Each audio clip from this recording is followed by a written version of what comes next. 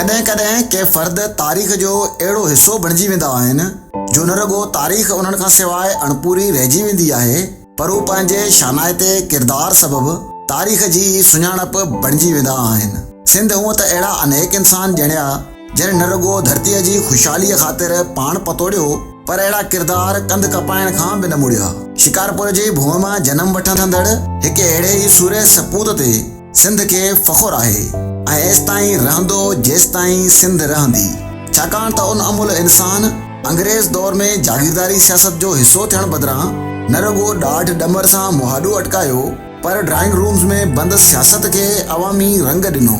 सिंध जे उन सबाजड़े पुट जे अखियुनि में न रुॻो सिंध जी ख़ुशहाली जा ख्वाब हुआ, पर उन्हनि ख्वाबनि जी साबिया लाइ अणथक जिदोजहद कई, एसि ताईं जो पंहिंजो सिर बि क़ुर्बान करे वेठो। अॼु सिंध जे पहिरें वज़ीर आज़म ऐं धरतीअ जे सबाजड़े सपूत शहीद अला बख्श सूमरो जी वरसी आहे। 1923 खां 1943 ताईं 20 सालनि ते ॿधल संदसि अणांगो सियासी सफ़र हुबुल वतनी, वफ़ा ऐं ईमानदारीअ ते ॿधल आहे। अला बख्श सूमरे जेकाबाद म्यूनिसिपालिटी जे मेंबरशिप खां वेंदे वज़ीर आज़म थियण ताईं पूरे सियासी कैरियर में सिंध जे अवाम जी भलाई ऐं तरक़ीअ ख़ातिर पाण पतोड़ियो। शहीद अला बख्श सूमरो 1900 धारे शिकारपुर में ॼाओ। हू 1938 खां 1940 ताईं बरतानवी राज दौरान सिंध जो पहिरियों वज़ीर आज़म रहियो। शहीद अला बख्श सूमरे इब्तिदाई तालीम शिकारपुर जे मक़ामी स्कूल मां हासिल कई। हू सानवी तालीम लाइ 1912 धारा होपफुल एकेडमी शिकारपुर में दाख़िल थियो। स्कूल में हू ज़हीन ऐं तेज़ फ़हम शागिर्द तौरु लिखियो वेंदो हो, जॾहिं त क्रिकेट सां खेसि ख़ासि दिलचस्पी हूंदी हुई। शहीद अला बख्श सूमरो मैट्रिक ताईं पढ़ण खां पोइ तालीम छॾे वालिद सां गॾु ठेकेदारी ऐं ज़मीनदारीअ जे किर्त सां जुंबी वियो। शहीद अला बख्श सूमरे 1923 धारे सियासत में क़दम रखियो ऐं साॻिए साल हू जेकाबाद म्यूनिसिपालिटी ऐं ज़िले लोकल बोर्ड सखर जो मेंबर चूंडियो। 1926 में हू कोट दुरानीअ जे ख़ान बहादुर, जान मोहम्मद पठान जहिड़े बाअसर सियासतदान जे मुक़ाबले में बम्बई काउंसिल जो मेंबर चूंडिजी वियो।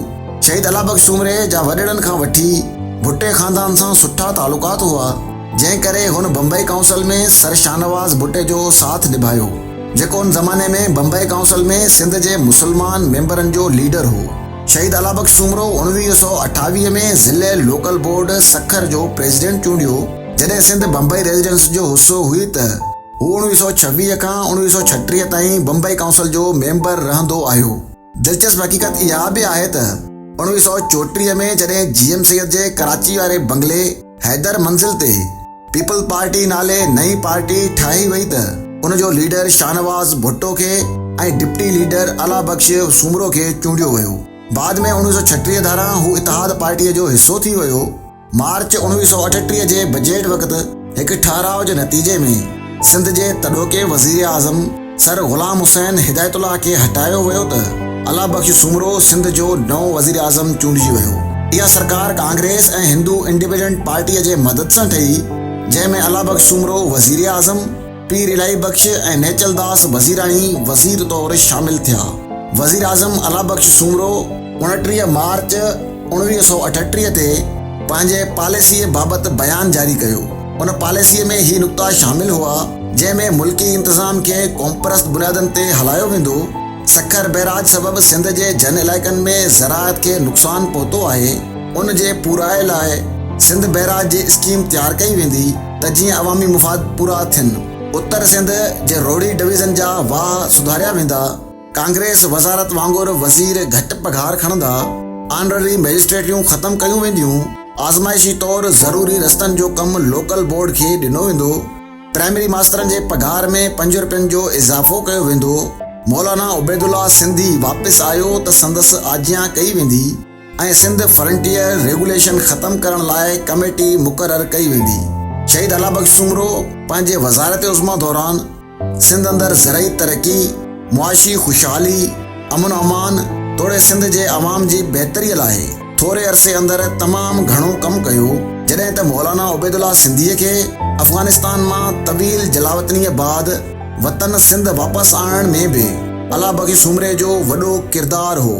1942 में हुन सिंध जे वज़ीर आज़म जी हैसियत में मौलाना उबैदुल्ला सिंधीअ जो वतन वापसीअ वक़्तु कराचीअ में शानदार इस्तक़बाल कयो। यादि रहे त मौलाना उबैदुल्ला सिंधी हिंदुस्तान जी आज़ादीअ ख़ातिर अंग्रेज़नि ख़िलाफ़ उन वक़्तु ॿाहिरें मुल्कनि में जलावतन हुकूमत जी रिथा तयारु करे रहियो हो।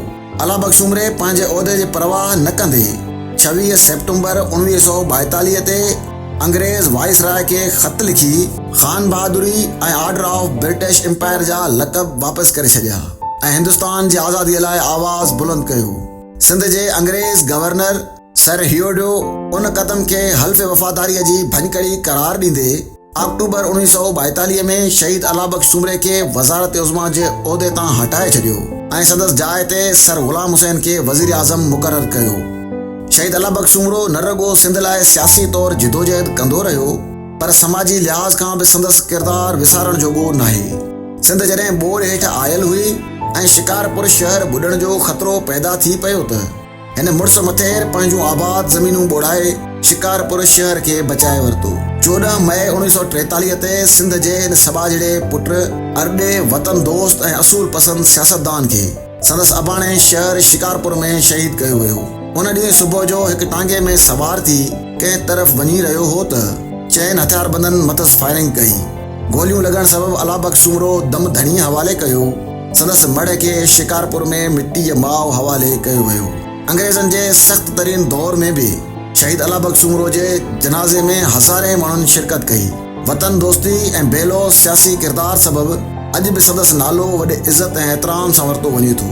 उन वक़्तु जॾहिं वॾेरा ऐं जागीरदार नंढनि नंढनि मुफ़ादनि ख़ातिर अंग्रेज़ साम्राज्य जी हज़ूरी में पूरा हुआ, तॾहिं हिन सचे सपूत पंहिंजे मादरे वतन सिंध ख़ातिर वॾनि उहिदनि खे थुॾे ख़ान बहादुरीअ जहिड़ा लक़ब वापसि करे अंग्रेज़ सां मुआदो अटकायो। इहो ई सबबु आहे जो खेसि दोदो सानीअ जो लक़ब ॾिनो वियो।